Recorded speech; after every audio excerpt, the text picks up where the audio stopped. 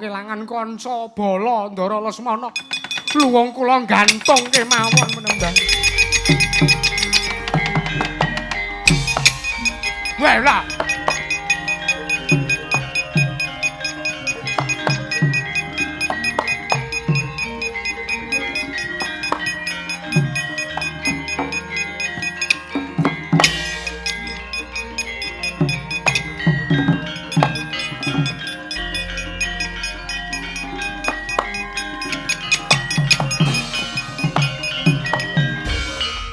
Maning jajalanan sukertaning bawana iblis lanat strayali binatang September Oktober November Desember Januari. Wah lah kok dadi nyebar wisa kaya ngono aturmu Begawan Durna. Bagong arep apa kowe? Nuwun sewu. Nek teng mriki le padu niku antarane Bagong kalih Penemban Durna, kula kinten kula mboten badhe nesu kaya ngono.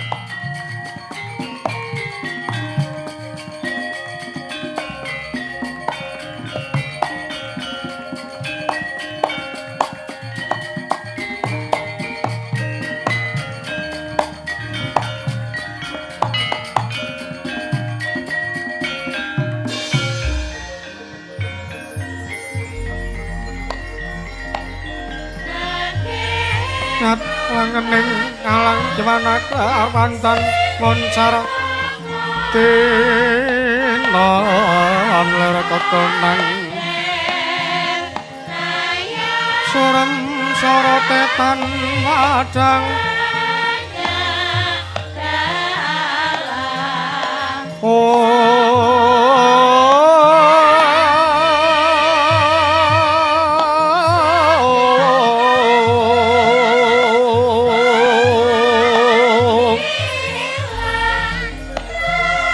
kasoran macaring ornamen kekono dasaring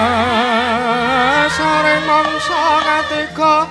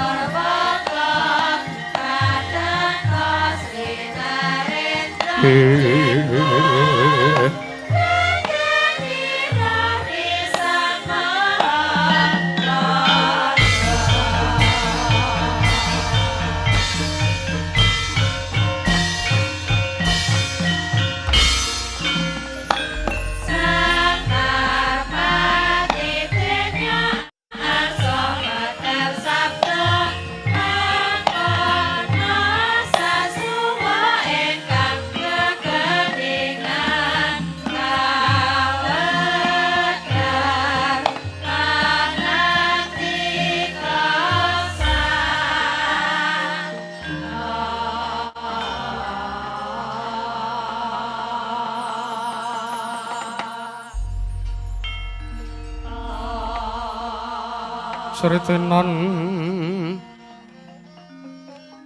neng pasewakan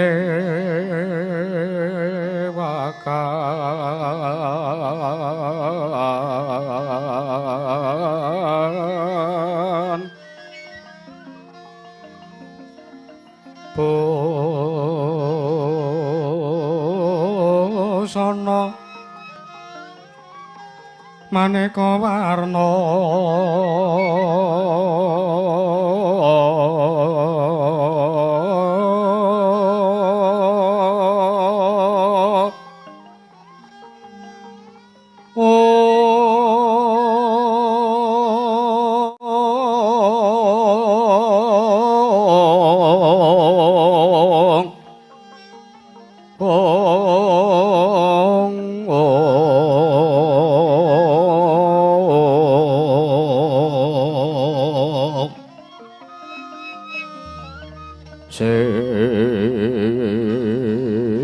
Pak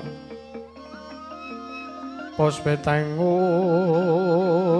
udyono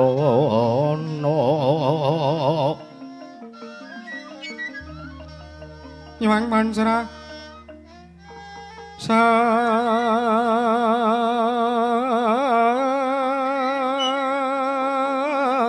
rukma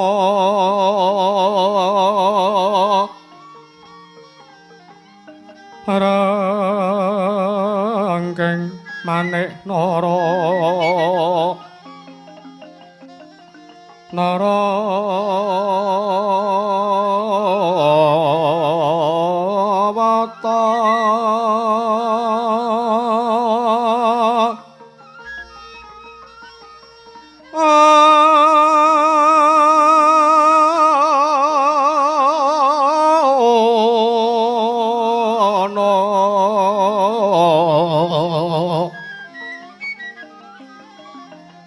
Obro Prabanyo kang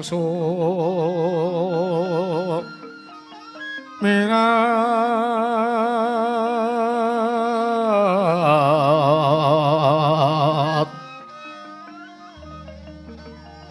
kenyaring teca laliwaran ler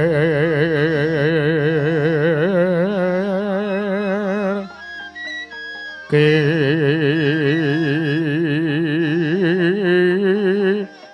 pacisiring dadet ong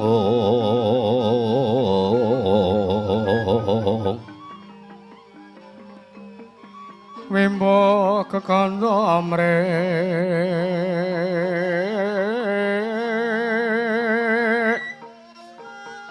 mi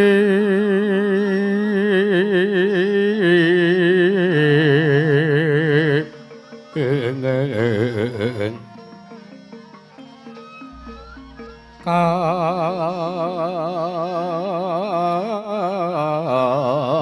katiuping ma Aruta Pandha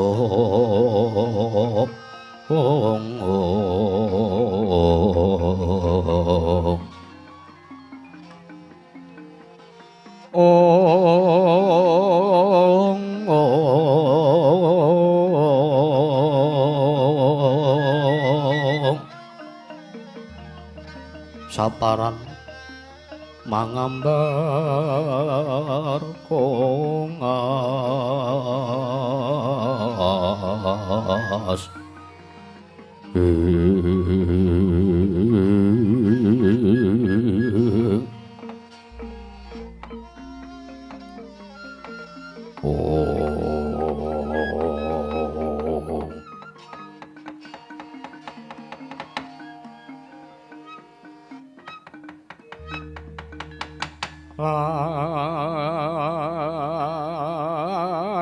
lamun sira angga guru kaki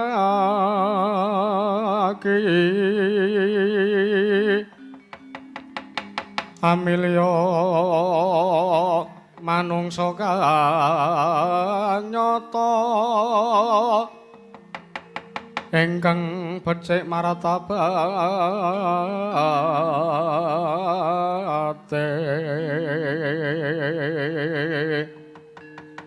sarta kawromring hukum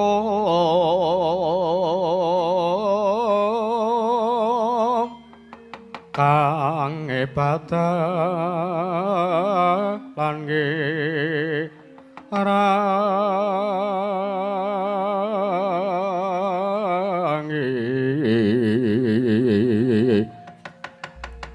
Sokoro lewon apa ingkang was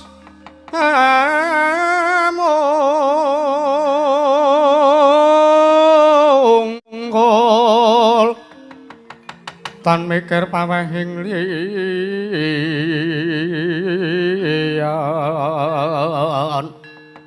iku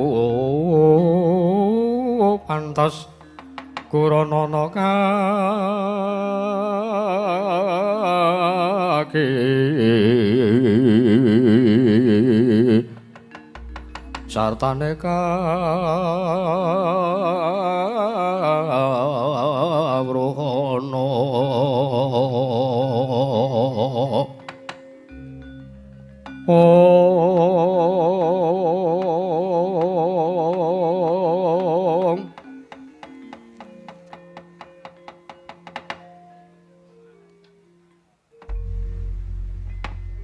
niwang sukmana mangadili nuwi.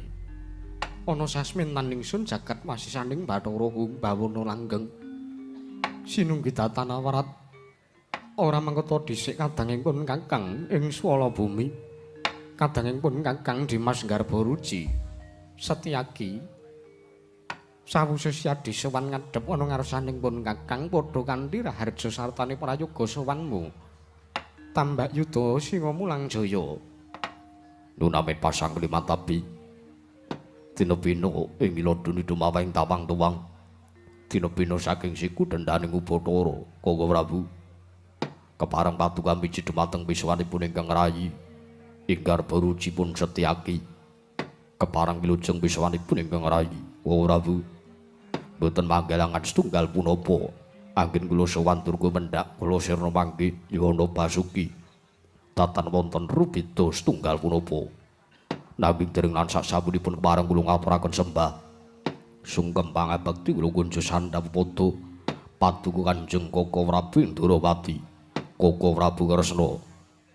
Iya Setyaki siadhe atur bekti ana ngersanipun Kakang ya ingsun tampa. Ora liwat pangestu ingsun nata Ndrawati wae tamanana. Bima Kunthing sampun sanget anggen kawula pundi karya jimpat paribe dayanana ingkang santosan Kaka Prabu. Mboten langkung ing sak mangke kula namung pangestu padha dawuh paduka Kanjeng Kaka Prabu Sri Bathara Kresna. Iya Setyaki padha tatanen barisaning para wadyabala sartane para kawula tuwin kadang sentana nayaka ning Maraja Negara Dwaraka.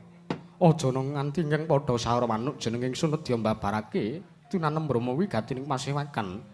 Tambak Yuda pareng paduka dawuh kelawan ingkang rayi kula ngestaken dawuh paduka Kanjeng Kaka Prabu. Enak Nun. Nun mangke Kaka Prabu Baladewa. Kaka Prabu ing Mandura. Jimat sesembahan kula nring Madyapada prapting delahan Kaka Prabu. Sarawuh paduka Kanjeng Kaka Prabu Baladewa wonten Praja Negari Ndrawati sareng kaliyan Bapa Durna ing Sukalima. Ingkang rayipun nata Ndrawati ngaturaken asung masegan panakrami mugi kunjuk wonten ngarsa paduka Kanjeng Kaka Prabu Baladewa ing Mandura. Kaka Prabu ya jagat pangestu Karwayah para jagat Patindra Jaladewaku. Ya Yayi Prabu Ndrawati. Siadi nata Ndrawati Yayi Kresna atur pambagya raharja sartane. Nggone Siadi miji kelawan sawanipun Kakang asung pasegan panakrama. Wis tak tampa Kresna gawe bombong legawanipun Kakang ing Mandura. Ora luwaripun Kakang ing Mandura ngaturake pudya pangastawanipun Kakang ing Mandura katura kunjana ngersani Siadi Ndrawati. Yayi Prabu Kresna. Inggih Kaka Prabu sampun kula tampi karya Sundaka Wanglingga Murda. Amawana kabagyaning gesangipun ingkang rayi ing Dwaraka. Mboten langkung lenggah paduka kula aturi anyekecaken kula aturi damel prayoga wonten madaning penggalih Kaka Prabu. Ya Kresna kaya sawa prayoga praptanipun Kakang ing Mandura wektu dina iki ana ngersani Yayi Prabu Sri Bathara Kresna. Nata Ndrawati. Miwah Bapa Penemban Durna ing Sukalima.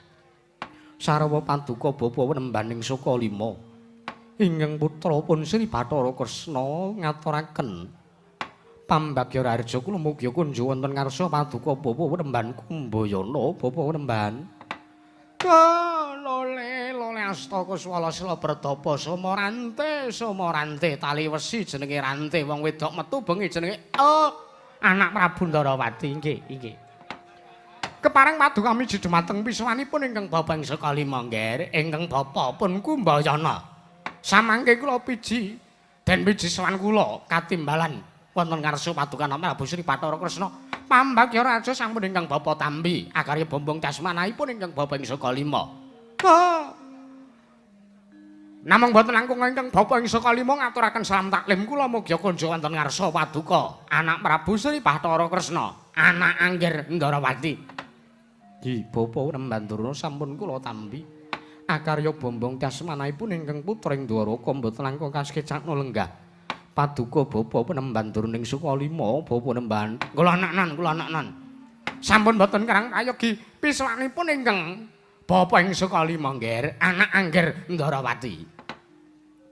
Koko Prabu Baladewa sarwa paduka Kanjeng Koko Prabu Baladewa ing Pandura ingkang rayi enggar barujipun Setyaki ngaturaken sembah bekti kula kunjuk. Kateng pun Kakang Dimas Setyaki, yo. Siadi ngatur bekti kelawan pun Kakang.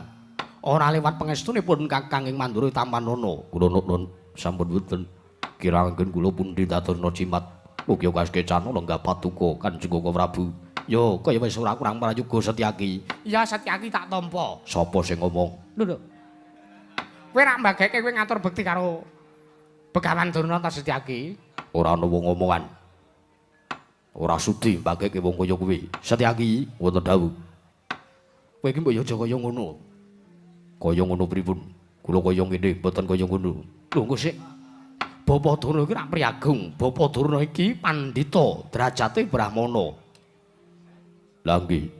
Lho lah iya. Bapa Durna iki pendhita, brahmana agung. Lah sing omong nek RT nggih sinten? Wong sak jagat niki sami priksa. Yen Begawan Durna niku pandhita ing saka lima sing jare kondang monyor-monyor cangkeme. Cangkemmu kuwi Setyaki. Ah, kowe urung-urung kok wis kaya ngono lho karo aku. Kowe urung ana apa-apa rembug siji wae urung di ngendikake dening anak Prabu Ndarawati kowe wis kaya ngono karo aku. Setyaki, Wonten dawuh Koko Prabu. mbok yo nek duweni rasa gething keburu sengit kuwi aja nganti kaya mangkono. Jer nyatane yen to Bapa Durna duweni luput kelawan Siadi, ya perkaramu kuwi perkara pribadi antarane Bapa Durna karo Siadi. Ayo.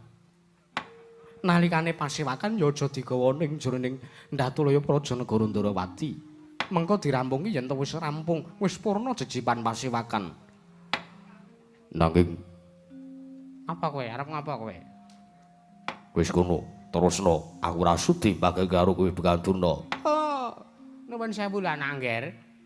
Bapa Durna kadiparan. Paduka Prabu Sri Bathara Kresna menika menawi gadah kagungan nayaka. Gadhahi senopati kados mekaten menika menapa badhe? Menapa badhe tentrem kanthi wonten Prajanegari Ndarawati. Durna, Apa Setyaki? perkarane ora sanganake pasewakan. Jaduk wae karo Setyaki. Wis. Wah. Rumah saku kok pasewakan durung wiwit wis kaya ngene gegere. Kajengipun kok anak Prabu, kula mboten badhe midhangetaken aturipun netizen Setyaki menika. Bapa Durna iki kula semanggaken Bapa Durna. Nun mangke Bapa remban, nun mangke ugi kok Prabu Baladewa. Kula wonten maring adawan Prabu Yayi Ndarawati piye? ndadosaken kejut sotaninggalipun ingkang rayi Punata Ndarawati wondene sak mangke kula nambi rawuh paduka ingkang sumengka pangawak Bajra sengkan-sengkan datan pepoyan menawi alit utusan gandhek sak kembaran agengipun utusan Ayaka Prajanegari ing Astina menapa dening Mandura teka sak mangke paduka kekalih rawuh wonten Prajanegari Ndarawati saestu ingkang rayi inggih ingkang putra ing Ndarawati kula nyadong dawuh timbalan paduka kekalih anggenipun rawuh wonten Prajanegari Dwaraka. Lan ana suka lan penggalih paduka ing sakmangke kesedua paring dawuh. Kados pundi anggenipun kula badhe nampi dawuh pangandika paduka kalih. Samangke kula sumanggaken antawisipun Koko Prabu Baladewa menapa Bapa Durna langkung ngurumi ningking badhe paring pangandikan Bapa Durna. Kula napa sampean sik niki? Lah monggo. Wong nek kula niku mung minangka pendherek. Lho, mbok ya sampean mawon, Ger. Lho, panjenengan mawon wong kula niku mung ngetutke. Cara carane kula niki mung ngeterke. Cara carane wong golek tamba ingkang sakit menika sampeyan. Lho kok kula lara, kula sehat lho, Ger. Ngibaratipun ngaten menika lho. Kula menika minangka Penderek paduka Bawan Durna, mbok kula aturi paring dawuh. mbok sampean mawon. Lho, liripun. Sampeyan menika ingkang dados kateng werdanipun anak Prabu Ndarawati. Tartentu anak Prabu Kresna langkung pitados menawi paduka ingkang maring dawuh lho, Ger. Mbok sampean mawon Bawa Durna. Jenyatanipun sampean menika inggih minangka dados sesepuh wonten Prajanegari Ngastina. Sampean menika brahmana sinembah sanggaring para satriya. Tartentu pangandikanipun menika langkung resep, langkung wos tinimbang ingkang putra ing Mandura. Alah. Mbok sampeyan mawon anak Prabu. Iki sida matur pura. Ora sida matur malah tak rampungi dhewe-dhewe. Setyaki aja sik, Setyaki engko sik Setyaki. Ah, nuwun sewu anak Prabu paripaksa ingkang Bapa ing Sukalima ingkang badhe matur. Lah, ngaten mawon malah penak kok. Pun sampean mawon. Lho, piye to kuwi? Bapa Durna Kadiparan badhe paring dawuh menapa? Kepareng ingkang Bapa matur nggih. Menawi sampun dipun keparengaken kula badhe munjuk atur wonten ngarsa paduka Prabu Sri Bathara Kresna. Oh, dinten sak mangke. Anggen kula sowan wonten Praja Negari Ndarawati, swanten ngarsa paduka Prabu Sri Bathara Kresna, kadheraken dening anak Prabu ing Mandura. Inggih ingkang minangka kadang werda paduka anak Angger Ndarawati, inggih anak Angger Prabu Sri Bathara Kresna. Inggih, Bapa Durna Kadiparan. Ah, jane kok yang rekoso. Wayange kok bentukane kaya ngene. Ngrekasake sing nyuarake. Apa ora ana liyane iki mau? Mbok yo sakanane wae matur kari matur. Inggih. Mangka menika sungginganipun menika namung brong. Brong napa? Niki lho. Brom kok brong. Inggih. Sepisan sowan kula kan ingkang Raka ing Mandura menika badhe tetinjo tuwi dhateng kawilujan paduka Prabu Sri Bathara Kresna ing Ndarawati. Nyaturaken panuwun ingkang tanpa pepindhan Bapa Durna ndungkap mongko kalih. Sawanipun ingkang Bapa ing Sukalima menika nggih mboten saking pikajengan kula piyambak. Nanging sawan kula menika dapur dipun utus dening Nata ing Ngastina inggih anak Angger Prabu Duryudana. Krana ing sakmangke kula ugi sampun pikantuk pawarta ingkang sampun sumebar wonten saindenging Nuswantara menika pawarta binandunging Karna. Bilih negari ing Ndarawati sakmangke kinepung wakul binaya mangap. Awit kula pikantuk kabar, kula pikantuk pawarta bilih anak Prabu Sri Bathara Kresna menika nggadhahi wujudipun kembang utawi sekar ingkang sakmangke nedeng mekar-mekaripun. Satemasa mangke kathah sakathahing kumbang ingkang nedya nyecep madu sarining tawang wonten madyaning sekar menika kula wau. Inggih, liripun Bapa Durna kados pundi? Oh, mboten kula tutupi mboten tedeng aling-aling tedeng nggih. Kula menika pikantuk pawarta. Kula angsal kabar bilih paduka Prabu Sri Bathara Kresna menika sakmangke nggadahi putra utawa nggadahi putri ingkang sakmangke sampun ambabar andungkap dewasa. Teges sampun patut manawi dipun palakramaken, sampun cocok, tuwin sampun genep. Menawi sakmangke dipun dhaupaken dening sinten kemawon. Lah pramila kula matur bilih negari Ndarawati kinepung wakul binaya mangap menika awit kathah sangjaning para nalindra, brahmana, satriya kalian kawula alit menika ugi kathah ingkang sami kayungyon gandrung manambut putri paduka inggih putra ing Ndarawati ingkang boten lepat menawi boten lepat asmanipun ing menika sesilih Dyah Ayu Purantawati inggih Dewi Purantawati. Pramila nggih gandeng sakmangke kula sampun ketayalan saking negari Ngastina dumugi wonten mriki kula miyak sangjaning para nalindra tuwin sangjaning para satriya ingkang sami mapan wonten praja negari Ndarawati menika lilanana suka lan penggalih paduka Prabu Sri Bathara Kresna ingkang putra inggih putu kula pun Purantawati menika sakmangke badhe kula boyong wonten praja negari Ngastina badhe kadhawuhaken dening putu kula pun Lesmana Mandrakumara lho nggih anak Prabu. Yo, Yayi Ndarawati yo. Yen to Siadi mengko luwih ngeboti saking sangganing para nalindra ingkang padha mapan ngepung negara Ndarawati padha karo Siadi golek perkara karo pun Kakang ibarate wong legan golek momongan. Mergo ngene, pun Kakang iki ingkang minangka kadang werdane Siadi Ndarawati. Purantawati kuwi kaya dene anakku dhewe, mergo kuwi anake Siadi, Wiyatmajane Yayi Prabu Ndarawati. Nanging yen to ngasih mengko Yayi Prabu Kresna malah luwih milih ngeboti sangjaning wong liya ya sangjaning para nalindra satriya utawa brahmana ingkang bakal mengku sartane bakal ngayunake kelan anakku Purantawati. Kresna aja pati-pati Siadi nganggep yen to pun Kakang isih ngakoni Siadi Ndarawati minangka sumitraning Yayi Prabu Ndarawati. Aja nganggep pun Kakang minangka kadang werda ya senajan tawake dhewe iki isih turas tunggal getih turas Mandura nanging aja duweni pangarep yen to Yayi Prabu Ndarawati mengko isih ndak aku kadang Sinarawati yen to Siadi Ndarawati ngeboti marang wong liya tinimbangane mengko Siadi ngeboti kelan anakku Lesmana Mandrakumara ing sak mengko bakal kadhapake dening anakku Purantawati. Kresna Anjreng kang puspita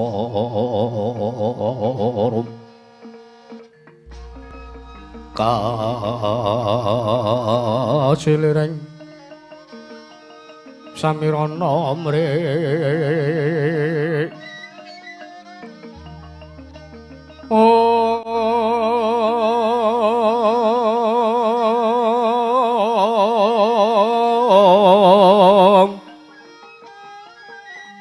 Sekar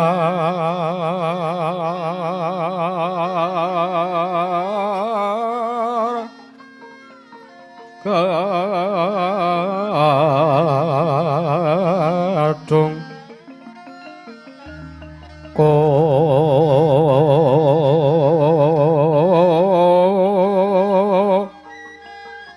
ngas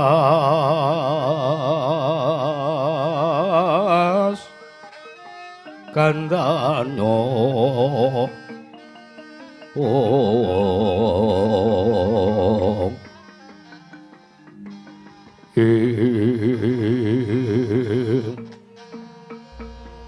maweh araras ratnaning driya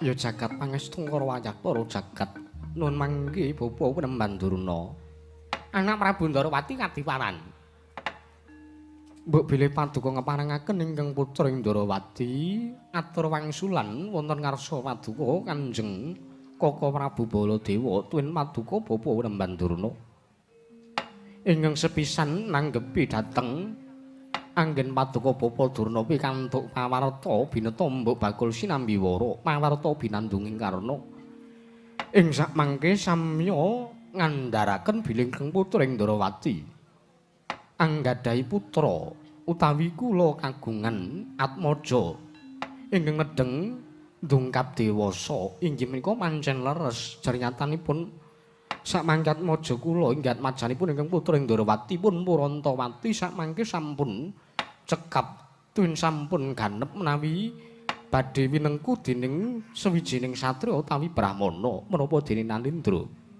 nanging semantena bapa boten kuateges kula menika nglencati dumateng menapa ingkang sampun dipun dawaken dening Kaka Prabu Mandura kula tansah ngrengkuh dumateng sinten kemawon ingkang badhe ngrengkuh ingkang rayi ing Ndarawati minangka Kadang Sinarawati jernyatanipun Nyai Prabu Duryudana menika ugi dados kadangipun para Pandhawa menika ugi kula rengkuh minangka Kadang Sinarawati nanging sakmangke mungkin dados ning kawuningan menawi anak kula pun Purantawati dereng mangertosi Lesmana menika ingkang kados pundi dereng mangertosi Lesmana menika tiyangipun kados menapa menawi mangke boten mathuk tuwin boten cocok antawisipun manahipun Purantawati kaliyan pun Lesmana malah samangke mesakaken dumateng setunggal-setunggalipun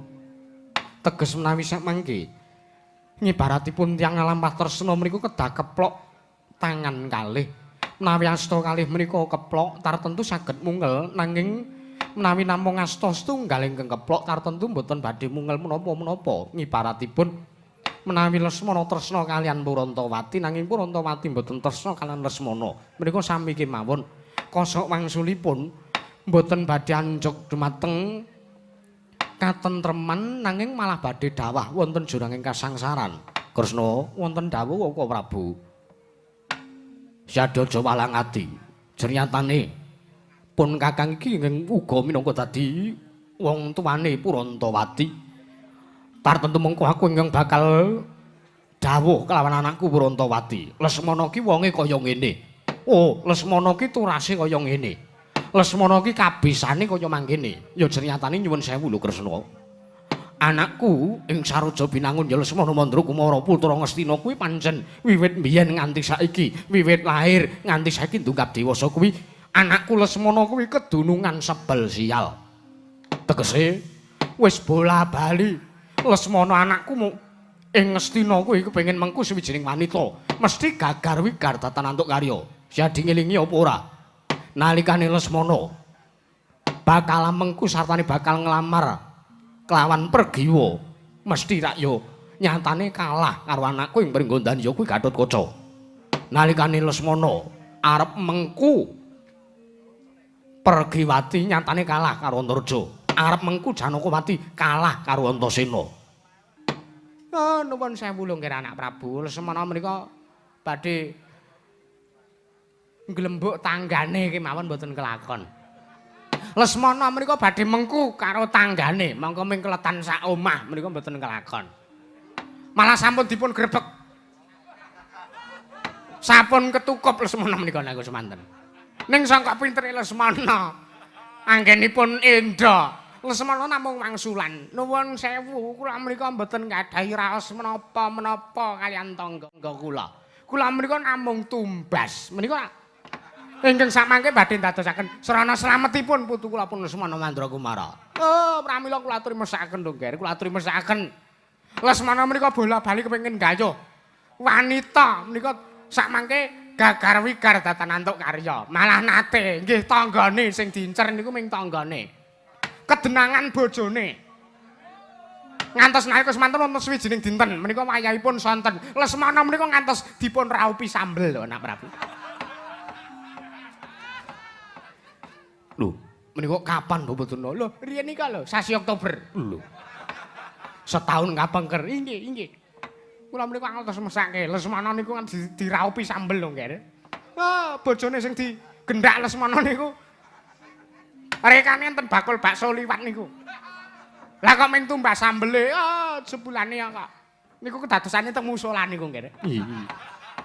Wah, lah kok dadi kaya ngono lakon Lesmana. Inggih, pramila menika. Menika sampun kathah historisipun Lesmana Mandra Kumara ingkang mesakaken sanget anggenipun badhe mengku sawijining wanita nanging dugi semriki gagar wigar tatanantuk karya nggih Anak Prabu. Kula aturi menggalih, kula aturi mikir. Mangga. Ya jagat pangestu ngara, Bapak Durna, kula wonten timbalan. Sejatosipun kula menika ugi ngeman kaliyan anak kula pun Purantawati. Lho, ngemanipun ingkang sepisan kula midhanget pangandika Paduka bilih badhe midhangetaken anak kula pun Purantawati kaliyan anak kula pun Lesmana Mandra Kumara. Menika kula remen ceryatanipun menawi ing sakmangke menawi Lesmana Mandra Kumara kaliyan pun Purantawati kalampah anggenipun dhaup tartentu menawi sakmangke anak kula pun Purantawati sampun grebini tumuli nglairaken jabang bayi. Jabang bayi menika ingkang sakmangke badhe nerasaken turas negari Ndarawati ugi saged dados turas negari Ngastina. Lah menika. Oh, menika peluang emas lho, Nger. Menika peluang emas. Terus sampun ngantos dipun lerwakaken. Menika sampun ngantos dipun lewataken. Sampun ngantos dipun napa nggih? Sampun ngantos Bapak Durna menika kenging napa? Kula kelingan Lesmana le diraupi sambel niku lho, Nger. Kula mesake banget niku. Nggih, Bapak Durna. Nanging nuwun sewu, mitratipun ingkang putra, tiyang ingkang badhe aramban katresnan menika inggih menika ingkang sepisan kedah mangertosi dhumateng calon pinanganten kakung utawi pinanganten putri. Nggih. Samangke menika kula ingkang badhe paring pangandikan kelawan anak putu kula pun Lesmana Mandra Kumara. Ya, Kresna. Mengko aku sing bakal dawuh kelawan anakku Purantawati. Nanging ingkang bagus yadi mengestanana. Kalau nopo kang dadi karepane anakku Lesmana Mandra Kumara, ya jagat pangestu ngara, Bapak Durna, wonten dawuh. Kula aturi nyekseni sedaya kemawon wonten mriki ingkang sami lenggah. Gandeng ugi kula sampun ngantepi menapa ingkang dados tekad Paduka Bapa Nemban Durna. Menawi mangke babagan anak kula pun Purantawati ingkang badhe kadhawuhaken dening anak kula pun Lesmana Mandra Kumara. Menawi ngantos wonten kogelan manihipun anak kula pun Purantawati, mangke kula ingkang badhe matur wonten ngarsanipun anak kula pun Purantawati. Liripun, nggih liripun sak mangke kula nayogyani anggen Bapa Remban Durna.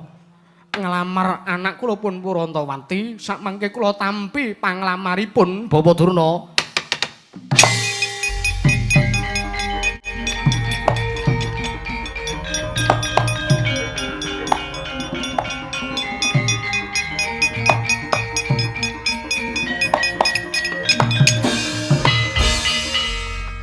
Dunamit pasang liman tapit dina binong kula dene dumaweng tawang tuwang. Koko Prabu Nuwun Sewu. Kadangipun Kakang Dimas Setyaki piye? Mbok kula aturi midhanget. Kula aturi menggalih. Menggalih babagan napa? Menawi sang mangke ngantos Koko Prabu Ndorowati masraken ingkang putra inggih punika Dewi Purantawati. Dumateng pun Begawan Durna tartemtu samangke badhe kadhawaken dening Lesmana. Menapa patungan Kanjeng Koko Prabu niku boten ngemuti. Menapa patungan Kanjeng Koko Prabu Sri Bathara Kresna boten prisa bilih Lesmana menika pancen nyata anak ratu. Nanging nuwun sewu nadyan putra Nalindra nalaripun Lesmana menika kaya dene ibarate wong sing wis duweni kertu kuning. Lho. Sababe apa? Meski mawon patungan Kanjeng Koko Prabu sampun priksa. Nanging ingkang baken kula mboten ayugyani, kula mboten nyarujuki. Menawi sakmangke Purantawati kadhaupaken dening Pun Lesmana Mandura Kumara Setyaki mboten dawuh. Si Adi kuwi ning kene mung nayaka, si Adi ning kene iki mung senopati. Si Adi ora nduweni wewenang tumrap anakku Purantawati uga ora nduweni wewenang tumrap anakku Lesmana Mandura Kumara. Bab perkara Kresna bakal ndhawuhake Purantawati karo Lesmana kuwi perkarane si Adi Ndorowati. Si Adi Setyaki ora kena melu-melu. Ning nyatanipun kula kinten anggen kula nglabuhi anggen kula suwiton kersanipun Nata Ndorowati sampun boten wonten ginanipun. Jenyatanipun sampun boten kenging dipunemutaken. Boten saged dipun ndhakaken kamurkanipun. Lho sik Setyaki, iki rak perkara kula warga. Pun Kakang ngomong, pun Kakang ngendika yen to pun Kakang Nayogyani kang dadi panglamare Bapa Durna kuwi durung kantenan. Yen to mengko Purantawati gelem dirabi karo Lesmana Mandura Kumara. Boten idep. Ingkang baken kula boten sarujuk. Yen to si Adi ing swala bumi ora narimake lan kang dadi ngendikanipun Kakang, Kula aturi mrayugaken, kula aturi nyekecaken anggenipun sami penembakan. Lho si Adi arep nyandi? Kula badhe wangsul wonten kesatria garba ruci Koko Prabu.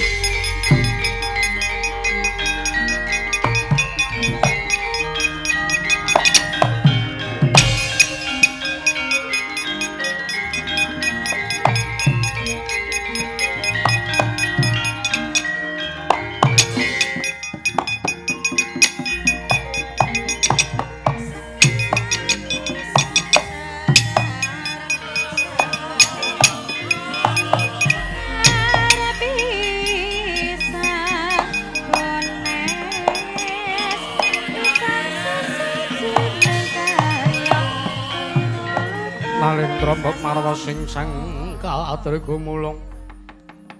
Katriga mulung mangroma ing wadya Kardakura. Kardakura rek kiri. Oh. Ya jagat pangestungkara Bapa Durna menika kados pundi? Malah sak mangke kadang kula ing Kasenopaten pun Yayi Singa Mulang Jaya malah huncat saking negari Ndorowati. Kresna Wonten dawuh Koko Prabu.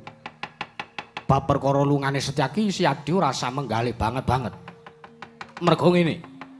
Negara Ndorowati jejer Kresna kuwi ora nganggo Setyaki ya ora ndadekake perkara. Jejer Ndorowati kuwi ora enek senopatine ya ora dadi ngopo. Yen to si Adi kuwatir babagan kahananing praja negara Ndorowati yen to ketaman Parangmuka si Adi aja walang ati lungguh kang prayoga mengko yen to ana apa-apane pun Kakang sing bakal tepandhang. Nanging baku si Adi Ndorowati menggaliya babagan gone si Adi Ndorowati bakal ndhawuhake anakku Purantawati lan anakku Lesmana Mandura Kumara. Kresna sidhom jroning pasewakan wadya kang tanpa sapa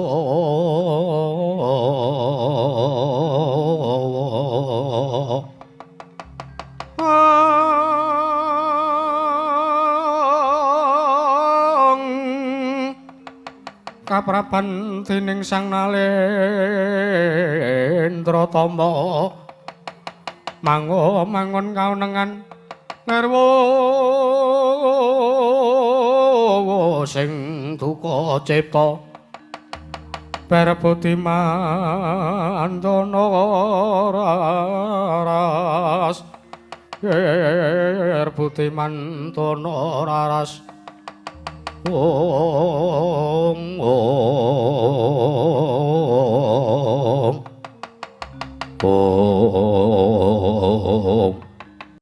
Dintreming Wardayana Tandrawati Sang Prabu Sri Bathara Kresna sareng midhanget pangandikanipun nata ing mandur ingkang raka nalindring mandur Sang Prabu Baladewa nalika semanten dadosaken kanyut minangka warju kanujar wong aganten warju jareng wakeca nginanga durung abang ida durung manjing dasaring mertala kasaru geger njaba yak ngarsa takeping berkuasip ban bono amuk apa to kang dadi darunane sanalika nata Ndrawati kang jegeger kaya tugu sinungarta tumuli midhanget alaipun sang para kawula bilih wonten kawula ingkang minggah madring Datulya Praja negari ing Ndrawati lah sinten to ingkang wonten minggah madring Datulya Praja manjat Pancaniti mboten sanes kejawa mung atmajaning Sang Lurah Semar Badranaya Panakawaning Karang Tumaritis nenggih Sang Lurah Petruk Nganrong Bolong datan kantun nggih Sang Lurah BG ya Ki Lurah Bagong ingkang samangke wonten minggah madring Datulya Praja repepeh pindha sata matarangan gawe kagat kang samya mulat mangrembeng para kawula kancana daya piyak-piyak njaluk dalan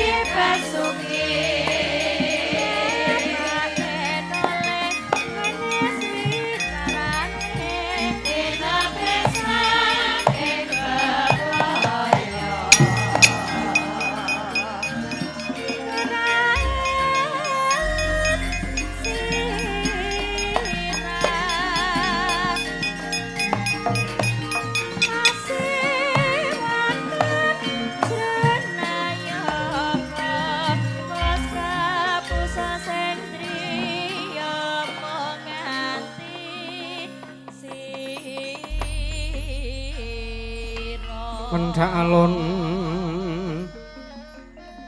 tata trap silanira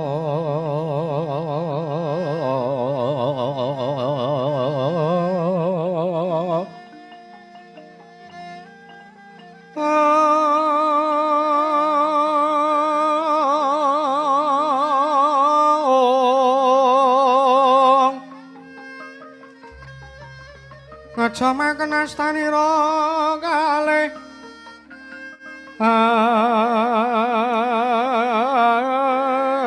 astanira kalih pisan yen ngantika magawe pranta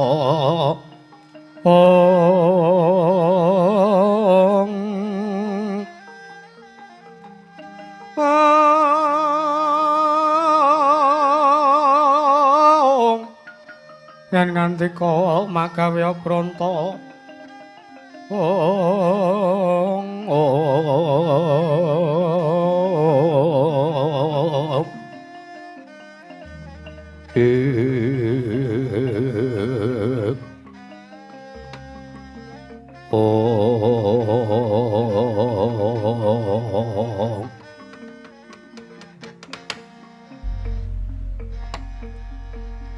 ya jagat pangestu karo ayah para jagat Koko Prabu piye Kresna dereng ngantos paripun anggen kula sak pirembagan ngrembag babakan anak kula ingkang badhe kadhapaken dening putra Ngastina menika kula nampi pisuwanipun abdi Panakawan ing Karang Tumaritis mboten mangling menika pun Petruk Kanrong Bolong kaliyan pun Panakawan Bagong Koko Prabu ilah dalah ya jagat pangestu karo Kresna wonten timbalan ya najan to piye wae senajan to Panakawan nanging Panakawan kuwi beda karo kawula cilik liyane liripun benten kados pundi ya jalaran Panakawan kuwi minangka abdi kinasih para Pandhawa mesti wae yen to sowan wani munggah ning Datulya Praja mesti kuwi bak suwijining perkara ingkang lumrah inggih nanging apa bakal kelakon yen to ana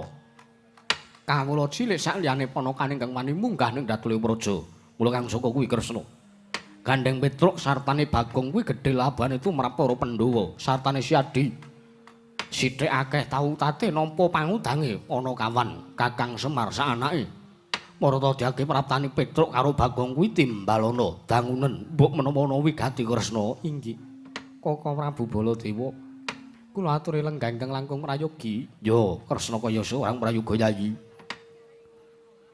ora mengkoto dhisik Panakawan Petruk Kanrong Bolong Petruk sawise sira sowan ning Praja Negara Ndarawati padha kanthi slamet praptamu Petruk Panakawan Petruk Kanrong Bolong nuname pasang kalimantabe dina binang nglodoni dumawing tawing tuwing linepat ning tolak manu nun mangke sinuwun keparang paduka Gusti kula sanata sinuwun Prabu Ndarawati sinuwun Prabu Sri Bathara Kresna amiji dhumateng pisuwanipun ingkang abdi ing kapetrukan pun Petruk Kanrong Bolong keparang sowan kula wilujeng sinuwun mboten manggelangan setunggal punapa tinebena saking rubeda cinaketna mring kanjewanan tuwin karahayon sowan kula durga mendhak kala sirna keparang kula ngaturaken sembah bekti kula kunjuk sinuwun Ndarawati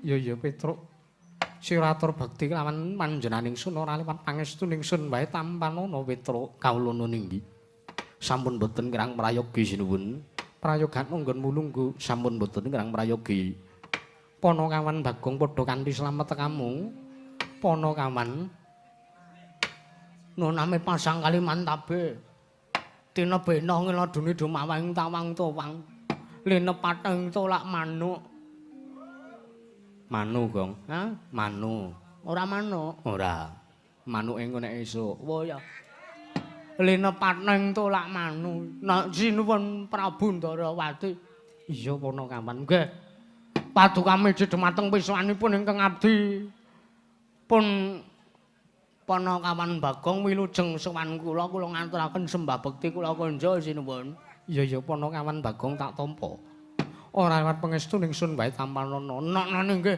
sampun boten kirang prayogi. Prayoga nunggon musuh wanu ning Praja Negara Jenggalapura Bagong. Nggih, sampun boten kirang sekeca sinuwun. Petro padha kanthi slamet tekamu Punakawan Petro. Sinuwun Mandura lenggah teng negari Ndarawati. Yo, sekawit aku sowan ngursani Yayi Prabu Ndarawati. Nggih. Keparang wilujeng sowan kula bekti kula kunjuk sinuwun. Yo, Petro tak tampa lan pangestuku wae tampanana Petro. Sampun sanget anggen kamula pundi? Prayogakna sowanmu. Sampun boten kirang prayogi. Bagong padha kanthi raja sak praptamu. Pamujinipun sinuwun Baladewa wilujeng bekti kula kunjuk. Kula ngaturaken sembah kunjuk wonten ngarsa paduka Kanjeng Sinuwun Prabu ing Mandura. Yo, Punakawan Bagong tak tampa. Ora liwat pangestuku wae tampanana Bagong. Ainak non. Apa, Gong? Ainak non. Apa? Ainak non. Sing cetha to, kawulana non. Kawulana non. Kowe ngomong apa? Ainak non. Ngandel lho, Gong. Ning masewakan kok ngomong sing kaya ngono. Lah krunguku kan sak ngono kok. Prayogakna Punakawan. Sampun boten kirang prayogi sinuwun Mandura. Oh, Petro kantong bolong. Lho, menika Penemban Durna. Iya, Petro, heeh, kowe kaget. Kowe kaget krungu suarane Durna ning negara Ndarawati, kowe kaget. Inggih kaget mawon Penemban. Jenenyatanipun boten adar sabene Pandhita saka lima inggih sesembahan kula pun Sang Resi Kumbayana menika rawuh teng negara Ndarawati. Lah kok sagendhakan iki rawuh mriki. Sekawit aku ana wigati dening anak Prabu Ndarawati, Petro. Oh, nggih. Bekti kula kunjuk Penemban. Heeh, tak tampa Petro. Pangestuku tamanana Punakawan. Sampun sanget anggen kawula pundi? Bagong padha slamet tekamu, Bagong. Pangestunipun Penemban Durna. Nggih. Pamujinipun Penemban Durna wilujeng Penemban. Bekti kula kunjuk Penemban. Oh, kere Bagong ya tak tampa. Pangestuku tamanana Punakawan. Nggih, kula pundi akarya jimat. Wajan wis. Karang suwe ra pethuk. Nganti kendang batangan kuwi nganggo kosek. Kendang apa? Batangan. Batangan.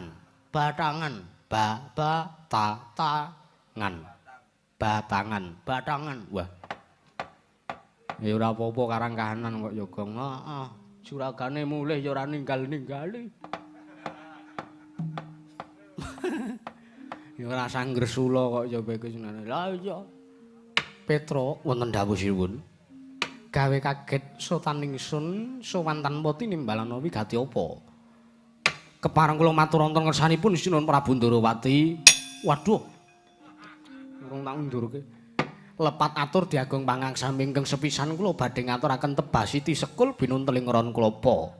Apuren tombok bilih wonten lepatipun ingkang abdi ing ngarang tumaritis sinuwun. Iya. Petro ndak paringi kalodhangan marata diake matur sembah nuwun.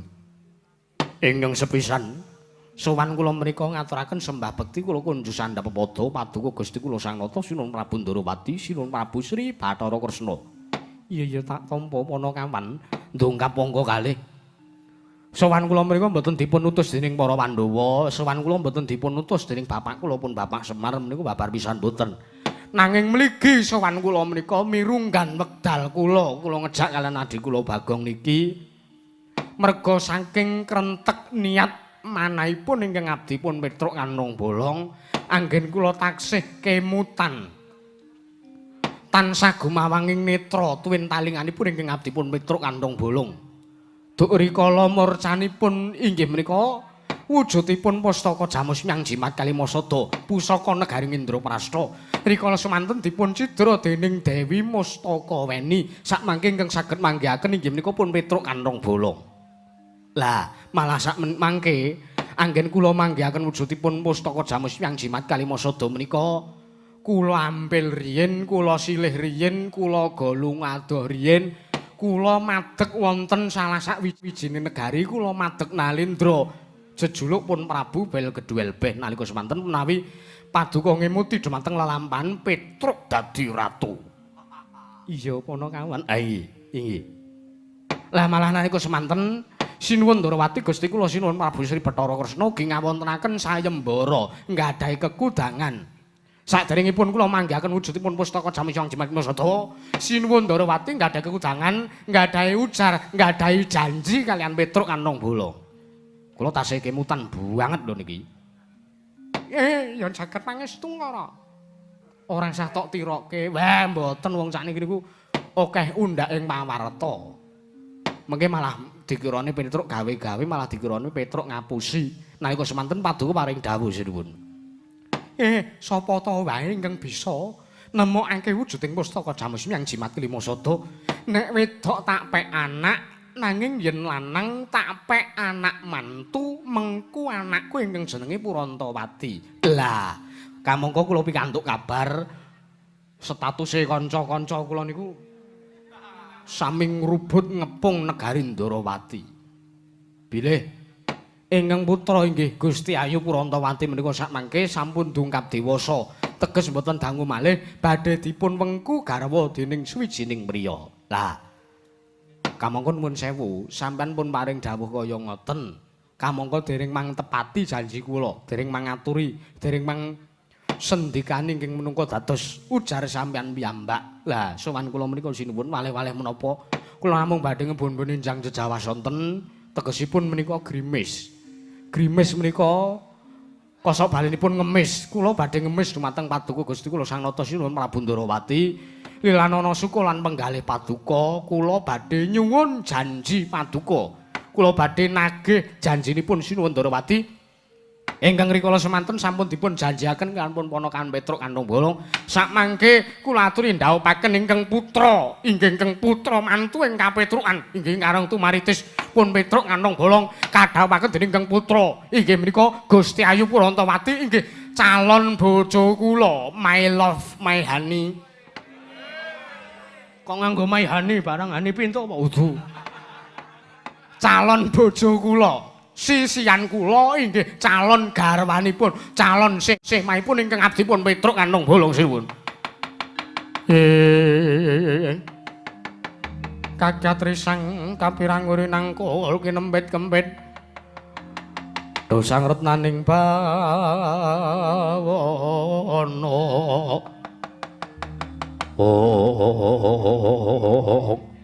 Ya jagat pangestu karo ayah loro jagat Petruk wonten dawuh. Aja kadhokake kajaran penampamu ya Petruk. Nggih, liripun. Merga wektu dina iki kowe rak ya nyumurupi rawuhe Kaka Prabu Baladewa, apa dene rawuhe Bapa Prembandur ing Sukalima. Wektu dina iki rawuh ning Prajanegara Ndarawati uga kepengin ngayonake kelawan anakku Purantawati, Petruk. Ora kok ateges aku nglencati kelawan janjiku. Ora kok ateges aku ora bakal minangkani kelawan kang wis dadi tak aturke, Petruk. Nanging mangerti ya, gandeng praptamu kuwi wis kalah dhisik karo praptane Bapa Durna kelawan rawuhe Kaka Prabu Baladewa.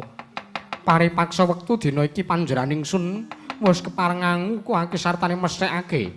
Uga wis disekseni dening wong akeh piyai kathah. Sartane para lenggangeng padha prapta ning ndatule Prajanegara Ndarawati wektu dina iki wis nyekseni yen to anakku Purantawati bakal kadhawuhake dening anakku ing Ngastina ing Satria ing Saroja Binangun ya kuwi Lesmana Mandra Kumara Petruk. Caca muntap lir kinentap duka yayasinipi netra kocak ngontar-antir yen sinaben mring sagedheng.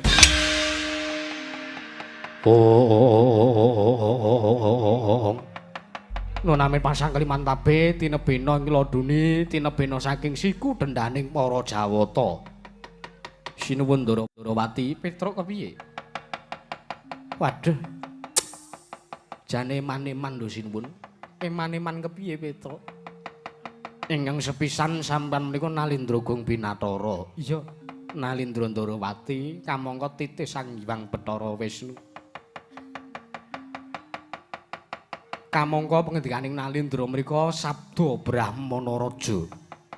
Sabda Pandhita Ratu ngibaratipun pangandikaning Nalindra menika datan kena wolawali kaya dene banyu ingkang tumumpang godhong sente blendra-blendre gunemane menika mboten sejatosipun menika ngeman. Kula menika ngeman dhateng derajat paduka. Perkawis kula mboten pikantuk jodho pun Purantawati menika kula kinten mboten dadosaken perkawis menapa. Nanging kula niki ngeman. Kula niki ngeman kalih derajat kalenggahan pangkaten Sinuwun Darawati.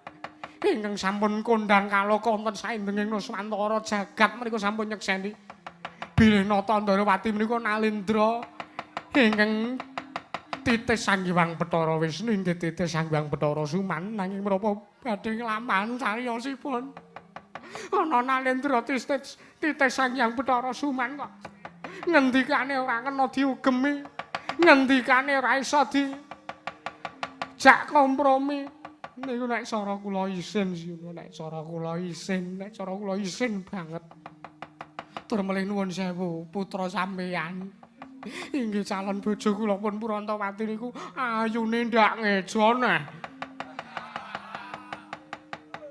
niku ayune sondha langit prasasat widodari mandhap saking ngayangan karang putra saking Nalindra ingkang titis Sanghyang Bathara Suman nanging emanipun menapa Dewi Purantawati kok mung trima dirabi wong koclok lho Sinuwun.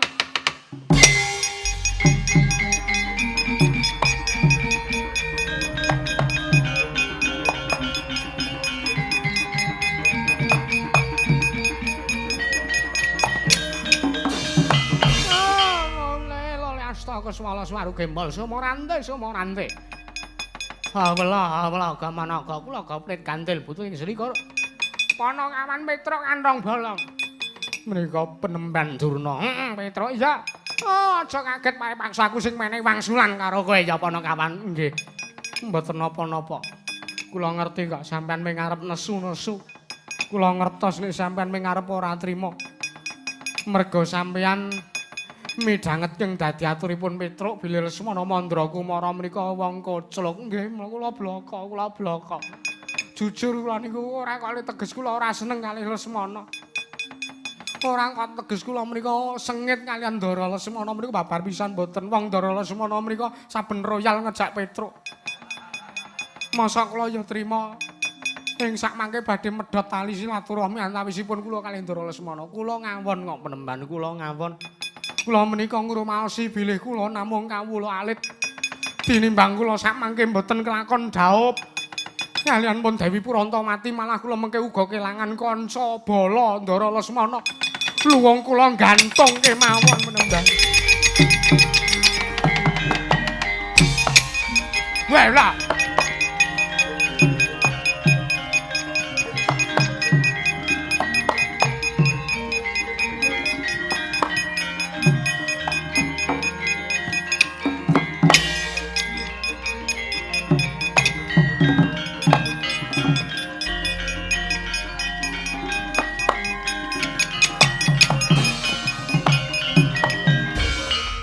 Maning jajalanan sukertaning bawana iblis lanat strayali binatang September Oktober November Desember Januari wah lah kok dadi nyebar wisa kaya ngono aturmu Begawan Durna Bagong kowe arep apa kowe nuwun sewu nek teng mriki le padu niku antarane Bagong kalih Penemban Durna kula kinten kula mboten badhe nesu kaya ngoten Mang merga niku nuwun sewu, sampean prisa, Bagong niku wonge sirahe gedene ra jamah-jamah.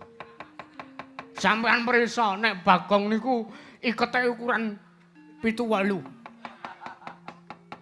Sampean mesti prisa. Tur nuwun sewu, wong niku nek sirahe gedhe, monggo awak kula cilik. Ning weteng kula gedhi, mula kula dikarapi blendis. Niku mesti wong kabeh sami prisa nek wong sing sirahe gedhe mestakane ageng niku cerdas. Mesti tiyang intelektual. Terus kowe arep ngopo? Bagong kowe arep ngopo? Bagong kowe arep ngopo? Karo Pratima.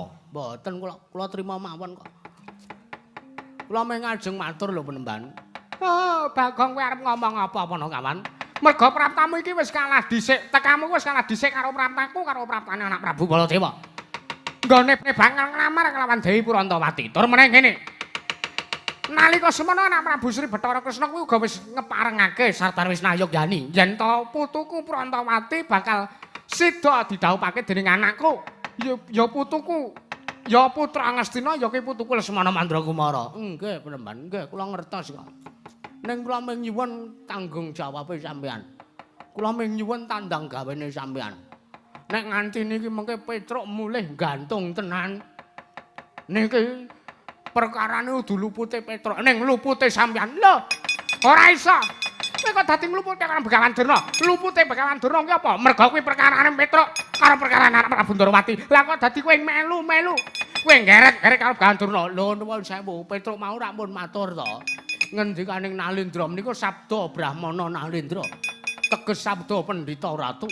Menika datan kenging wolawali, datan kenging blendra-blendre kaya banyu ingkang tumumpang wonten madaning godhong senthe. Menika babar pisan boten dipun keparengaken. Lah kok dadi Sinuwun Ndorowati kok ya nuwun sewu, amit sewu, amit sewu, amit sewu. Lah kok ning atase Nalendra kok goblok. Ning atase ratu kok kutung nalare, lho kapikire. Anake ayu-ayu kok mung trima dirabekke karo wong poclok. Ah, menungsa ora tatanan.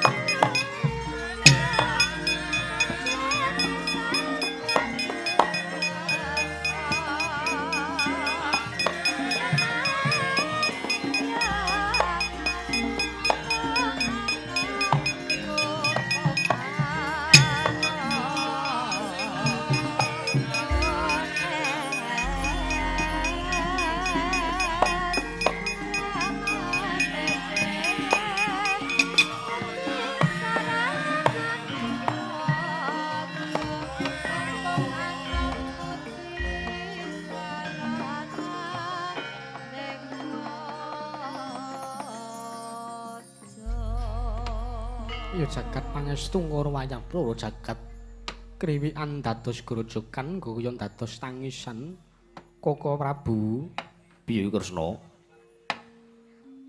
mapanipun Panakawan Petruk kaliyan pun Panakawan Bagong ing sakmangke anggenipun badhe nglamar dhumateng anak kula pun Purantawati mrika sakmangke miturut pangraosipun ingkang raying Dwaraka badhe dados perkawis ageng lho bakal dadi perkara gedhe dasar sartane lire apa Kresna jernyatanipun kula sampun wantun nglencati dhumateng menapa ingkang dados ujar tuwin janjinipun ingkang raying Ndorowati menawi sakmangke kula badhe njabel pepesthen kula anggen kula sampun macangaken anak kula pun Purantawati kaliyan pun anak kula ing Saraja Binangun inggih menika pun Lesmana Mandrakumara Nak ugi badhe lingsem menawi dipun mresani dening Piyai kathah Sinenggonata Ndorowati menika Nalendra ingkang ngendikanipun datan kenging dipun ugemi nanging menawi mangke ngantos kula ugi nglencati dumateng janji kula kaliyan pun Panakawan Petruk Kanthong Bolong kula ugi bakalipun lingsem dipun tulasangganing para kawula Sinenggonata Ndorowati menika Nalendra ingkang nalaripun boten ganep Kresna, kula wonten paring adhawu. Ora sah dedreg, ora sah judheg, kaya mangkur kang dadi penggalih si Adindrawati. Jar nyatane ngene, Petruk karo Bagong kuwi mung kawula cilik-cilik. Yen to ngasih mengko kelakon Petruk gantung. Yen to ngasih kelakon Petruk mengko mati nglalu. Kuwi ora bakal nemahi daya apa-apa kelawan Prajanegara Ndrawati. Jar nyatane kuwi mung kawula cilik. Kejaba sing yen to sing mati nglalu kuwi pun Kakang mesti Sadi bakal kelong dayane. Inggih lho nggih nuwun sewu. Sampun ngantos padukan Prabu Sri Bathara Kresna mriku menggalih babagan Petruk kantong bolong kalian pun ponokan Bagong. Oh, ingkang samangke ngoman-oman Nalendra Ndrawati. Kula ngertos, kula niki janjane dong wau. Aturipun Petruk kaya wong nangis niku niku janjane merga sangka Petruk menika sejatosipun marah lho anggere. Marah liripun kados pundi? Petruk menika janjane nesu, Petruk niku janjane duka. Ning kenging napa kok Petruk niku mboten ngamuk, Petruk napa mboten nesu-nesu, ature mboten nantang-nantang kalian para lengganten Prajanegara Ndrawati. Oh, merga Petruk niku ngrumangsani, Petruk niku ngrumangsani dheweke niku mung kawula cilik. Dheweke menika namung batur pramila mboten gadhah wewenang tumrap menapa kemawon. Petruk menika sawetawis wekdal namung nedha narima ing pandem kemawon. Ning ngene Kresna, ndak kira si Adu rasa judeg menggalih babagan perkara Petruk apa dene Bagong. Ingkang baku samaptakna sartane tantingen anakku Purantawati. Mengkone bakal kadhopake dening Lesmana Mandra Kumara Kresna. Ya jagat pangestu karo ayahku jagat. Maling sak mangke kula pesthekaken kula ingkang badhe tumuju wonten ing taman keputren Kaka Prabu. Ya kepareng si Adindrawati kepiye? Kepareng wong sak mangke ingkang raya mbibaraken pasewakan wonten Prajanagaring Ndrawati. Ya Nata Ndrawati, Yayi Prabu Sri Bathara Kresna tak keparengake Dimas.